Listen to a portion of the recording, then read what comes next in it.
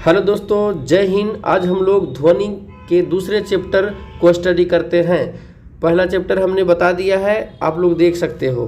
तो चलिए शुरू करते हैं। जब सेना पुल को पार करती है तो सैनिकों को कदम से कदम मिलाकर न चलने का निर्देश दिया जाता है, क्योंकि इसका सही आंसर बी हो जाएगा। पैरों से उत्पन्न ध्वनि के अनुनाद के कारण पुल टूटने का खतरा रहता है। तो इसका राइट आंसर बी हो जाएगा। नेक्स्ट हम लोग चलते हैं। तो नेक्स्ट हमारा क्वेश्चन है, हम रेडियो की घुंडी घुमाकर विभिन्न स्टेशनों के कार्यक्रम सुनते हैं, यह संभव हो पाता है? तो इसका राइट आंसर ए हो जाएगा। अनुनाद के कारण ऐसी संभावना हो पाता है, तो इसका सही आंसर अनुनाद हो जाएगा। नेक्स्ट हम लोग चलते हैं। नेक्स्ट हमारा है, एक जैव पद्धति जिसमें प्रस्रव ध्वनि तरंगे अल्ट्रासोनिक वेव का उपयोग किया जाता है। तो इसका राइट आंसर ए हो जाएगा, सोनोग्राफी। सोनोग्राफी में प्रस्रव ध्वनि तरंगे अल्ट्रावेव का प्रयोग किया जाता है, तो इसका सही आंसर ए हो जाएगा। आइए कुछ इंपॉर्टेंट फैक्ट्स को हम लोग देखते हैं। तो देखिए, सोनोग्राफी अल्ट्रासाउंड स्कैन एक चिकित्सा प्रक्रिया है जो उच्च आवृत्ति ध्वनि तरंगों का उपयोग करके शरीर के भीतर से लाइव छवियों को कैप्चर करती है। शरीर के भीतर लाइव फोटो इमेज वगैरह कैप्चर करती है। इसका दूसरा नाम सोनोग्राफी है।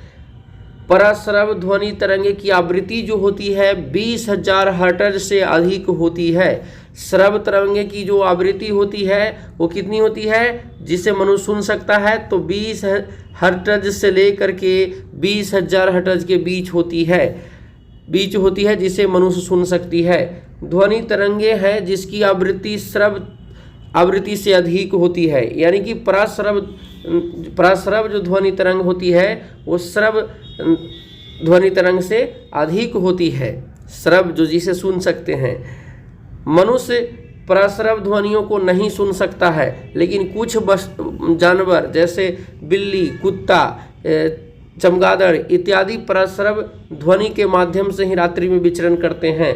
प्रस्रव उपकरणों का उपयोग वस्तुओं का पता लगाने और दूरियों को मापने के लिए भी किया जाता है।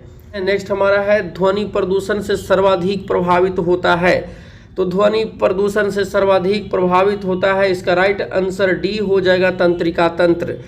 तंत्रिका तंत्र इसका सही आंसर हो जाएगा। नेक्स्ट हम लोग चलते हैं। तो नेक्स्ट हमारा है, चंद्र ग्रहण घटित होता है। तो इसका राइट आंसर ए हो जाएगा। चंद्र ग्रहण अमावस्या के दिन घटित होता है और सूर्य ग्रहण पूर्णिमा के दिन घटित होता है। नेक्स्ट हम लोग चलते हैं। तो नेक्स्ट हमारा है, किस विद्युतीय चुंबकीय विकिरण में सबसे लंबे तरंग दैर्ध्य पाए जाते हैं या होते हैं? तो इसका राइट आंसर सी हो जाएगा। रेडियो तरंगे में विद्युत चुंबकीय विकिरण सबसे लंबे पाए जाते हैं, तो इसका सही आंसर सी हो जाएगा। रेडियो तरंगे सबसे लंबे वेवलेंथ का होता है, जो प्रकाश के वेवलेंथ के बराबर होता है। देखिए, विद्युत चुंबकीय तरंगे जिन तरंगों को संचरण करने के लिए किसी माध्यम की जरूरत नहीं होती है, विद्युत चुंबकीय तरंगे कहलाती है। ये तरंगे निर्वात में भी चल सकती है। इसकी चाल लगभग प्रकाश के चाल के बराबर होती है, यानी प्रकाश की चाल जो होती है निर्वात में 3 × 10⁸ मीटर प्रति सेकंड प्रकाश की चाल होती है। उसी के समान रेडियो तरंगे का वेवलेंथ भी होता है, 3 × 10⁸ मीटर प्रति सेकंड ही होती है, क्योंकि दोनों का वेवलेंथ निर्वात में समान होती है। नेक्स्ट हम लोग चलते हैं। नेक्स्ट हमारा है, अवरक्त किरणों की खोज किसने की थी? अवरक्त किरणों की खोज किसने की थी? तो इसका सही आंसर डी हो जाएगा। हर्शेल महोदय ने अवरक्त किरणें की खोज की थी। आइए कुछ इंपॉर्टेंट फैक्ट्स के बारे में हम लोग जानते हैं। तो गामा किरणें की खोज बैकरुल महोदय ने की है और प्रवैगिनी किरणें की खोज रिक्टर ने की है और रेडियो तरंगे की खोज मार्कोनी ने की है। नेक्स्ट हमारा है, निम्न में से किस उद्देश्य के लिए प्रस्रव तरंगों अल्ट्रासोनिक वेव का प्रयोग नहीं किया जाता है? तो चमगादड़ द्वारा अपने शिकार का पता करना ये किया जाता है अल्ट्रासोनिक वेव के माध्यम से। समुद्र की गहराई मापने के लिए पता लगाने के लिए ये भी किया जाता है। मानव शरीर के आंतरिक अंगों की जांच करने के लिए ये भी किया जाता है। आकाश क्षेत्र में वायुयान का पता लगाने के लिए नहीं किया जाता है। तो इसका सही आंसर डी हो जाएगा। इसका सही आंसर क्या हो जाएगा? तो डी हो जाएगा।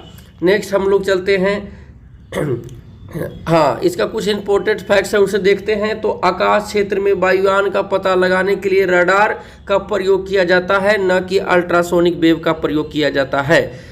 नेक्स्ट है केंद्रीय मोटर वाहन अधिनियम के तहत हॉर्न की शोर सीमा निर्धारित की गई है।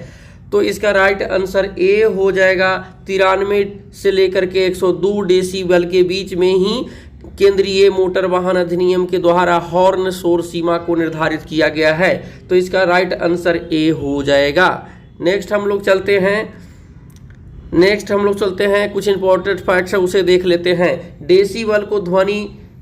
डेसिबल जो होती है वो ध्वनि को मापक है, ध्वनि के मापने की इकाई होती है। डेसिबल में ध्वनि की शोर को मापी जाती है। आइए अब हमारा अगला क्वेश्चन है। तो अगला क्वेश्चन है कितनी ध्वनि तीव्रता से ऊपर की ध्वनि मनुष्य के लिए हानिकारक होती है? तो इसका राइट आंसर डी हो जाएगा। 95 डेसिबल से ऊपर की तीव्रता वाले मनुष्य के लिए हानिकारक होती है। हम लोग ज़्यादा से ज़्यादा सोते समय 50 डेसिबल का ही प्रयोग कर सकते हैं। ऐसे 30 से 40 आमचल की डेसिबल में ही हम लोग आमचल साधारण भाषा में बोल सकते हैं, अन्यथा इससे ज़्यादा नहीं बोल सकते हैं। देखिए कुछ इंपॉर्टेंट फैक्ट्स है। समान बातचीत के लिए ध्वनि की तीव्रता जो होती है 30 से 40 डेसिबल ही होती है, जबकि सोते मनुष्य को जगाने के लिए 50 डेसिबल की ध्वनि पर्याप्त मानी जाती है। तो इसका सही आंसर हमने डी बताया, क्योंकि 95 डेसिबल हमारे मनुष्य के लिए बहुत खतरा हो जाता है। नेक्स्ट हमारा अगला क्वेश्चन है ध्वनि तरंगे अपने मार्ग में रुकावट आने पर क्या करती है? तो वे पुनः लौट जाती है। जैसे प्रकाश किसी वस्तु पर पड़ते ही वह पुनः रिफ्लेक्ट हो जाता है, उसी तरह से ध्वनि का भी क्या होता है? प्रवर्तन होता है, तो लौट जाती है। ध्वनि किसी वस्तु से टकरा करके आवाज़ क्या होती है? लौट जाती है। इसी को हम लोग टकराने के बाद जो प्रवर्तित हो जाती है, इसी घटना को ध्वनि के प्रवर्तन कहते हैं। तो इसे समझ में आया होगा आप लोग को। अगला क्वेश्चन हमारा है कि जब ध्वनि तरंगे चलती है तो ये अपने साथ ले जाती है। इसका राइट आंसर जो हो जाएगा ऊर्जा को ले जाती है। इसका सही आंसर सी हो जाएगा कि ध्वनि तरंगे अपने साथ ध्वनि ऊर्जा को संचारित करती है, तो वह ऊर्जा के रूप में गतिज एनर्जी यानी गतिज ऊर्जा को साथ में लेकर चलती है। ध्वनि ऊर्जा जो होती है वो गतिज ऊर्जा को भी साथ में लेकर चलती है। नेक्स्ट हमारा है निम्न में किससे की ध्वनि का तारत्व पिच अधिक होगा? निम्न में से किसकी ध्वनि का तारत्व जो पिच होगा वो अधिक होगा?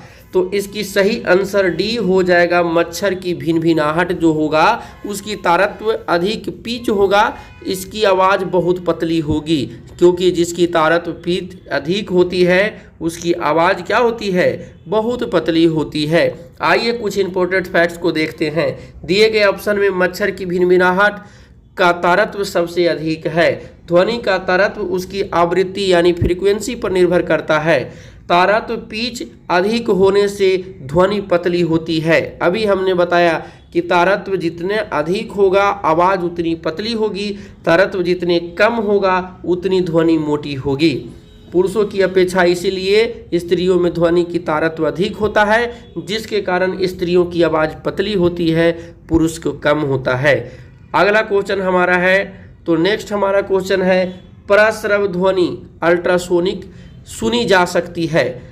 प्रस्रव ध्वनि अल्ट्रासोनिक सुनी जा सकती है, तो ये कुत्ते के द्वारा सुनी जा सकती है। मनुष्य नहीं सुन सकता है, मनुष्य श्रव ध्वनि सुन सकता है, प्रस्रव नहीं सुन सकता है, क्योंकि प्रस्रव जो होता है उसकी 20,000 हर्ट्ज से अधिक श्रव को हम लोग प्रस्रव ध्वनि मानते हैं। तो इसका राइट आंसर बी हो जाएगा। कुत्ते सुन सकते हैं प्रस्रव ध्वनि को। आइए कुछ इंपॉर्टेंट फैक्ट्स देखते हैं। प्रस्रव तरंगे 20,000 हर्ट्ज से ऊपर की तरंगे को प्रस्रव तरंगे कहा जाता है। मनुष्य के कान इसे नहीं सुन सकते हैं, लेकिन कुछ जानवर जैसे कुत्ता, बिल्ली, चमगादड़ आदि सुन सकते हैं। नेक्स्ट है पानी के अंदर ध्वनि सुनने का यंत्र कहलाता है। यानी कि पानी के अंदर ध्वनि हम लोग नहीं सुन सकते हैं, तो उसके लिए एक यंत्र बनाया गया है जिसे हम लोग हाइड्रोफोन कहते हैं। तो इसका राइट आंसर डी हो जाएगा। हाइड्रोफोन के माध्यम से पानी के अंदर हम लोग सुन सकते हैं। पानी के अंदर ध्वनि, आइए कुछ इंपॉर्टेंट फैक्ट देखते हैं। पानी के अंदर ध्वनि तरंगे हमारे कानों तक नहीं पहुंच पाती, जिससे हमें ध्वनि सुनाई नहीं पड़ती है। पानी में ध्वनि सुनने के लिए हाइड्रोफोन नामक यंत्र का उपयोग किया जाता है। दोस्तों, उम्मीद करता हूं कि आप लोग को ये चैप्टर अच्छा लगा होगा। मिलते हैं अगले वीडियो में।